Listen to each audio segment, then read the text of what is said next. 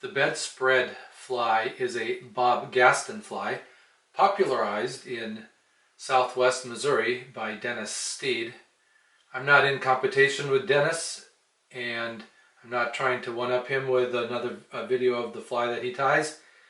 I will link his YouTube channel in the description so you can go see his flies as well and his version, how he ties his fly. It's exactly the same way. There's only two things about the fly. One is that it's tied on a jig hook, and the other is that it uses this specialized cotton bedspread yarn. Now, if you can see real closely, the yarn is wrapped with very loose spiral wraps, two of them, along the whole length of the yarn, and I guess that's what makes this yarn particularly good for this fly. It's hard to get yarn. It's not produced in the United States anymore, and I would guess that you could tie this fly with other cotton string, but if you want to be faithful to the original recipe, this is what we use. So I'm going to use a yellow thread to match the yellow jig hook and the yellow yarn, bedspread yarn, and that's really it.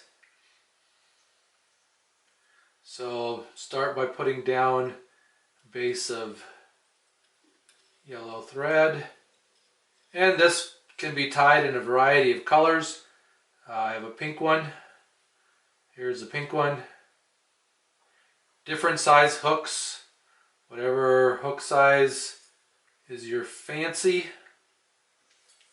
works for this fly.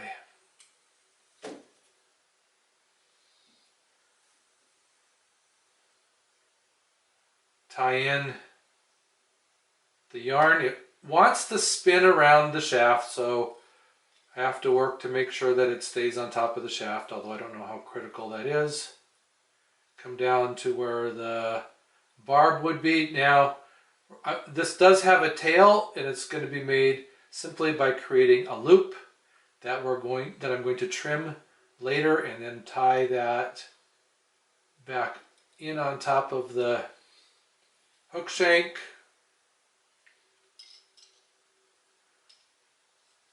Few wraps on top, and then some wraps underneath, and I'm going to move my thread back out to the jig head, and then just touching wraps and maybe even building wraps.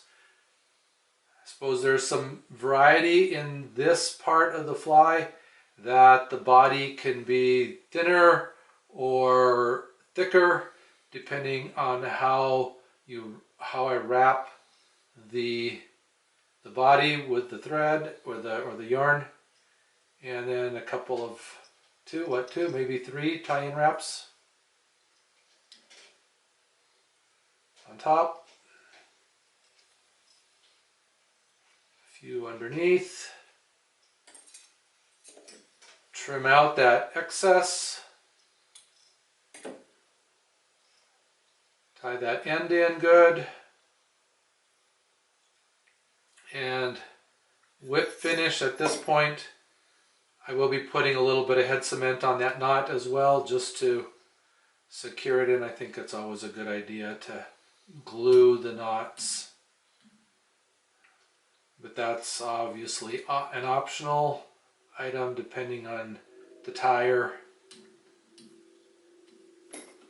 And now for the tail, I have this loop, and I'm simply going to cut the end off the loop, and variation here too for how long that tail should be. Then Dennis suggests we find these threads that are wrapped around and nip those out, because we want the tail to flow more fully. So this is kind of a little bit of a pain finding those threads, but it's not that big a deal.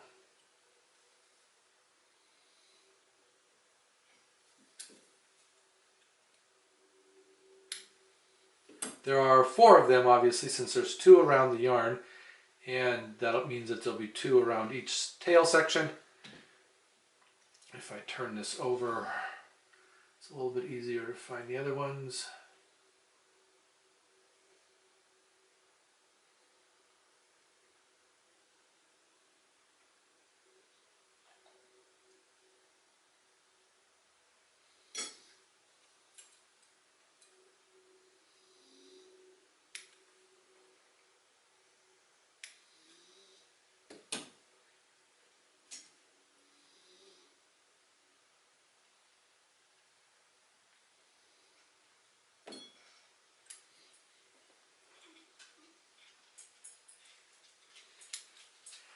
And then I'm going to take, I actually use a nut pick as a bodkin, but I'm just going to tease out that tail a little bit, get it full.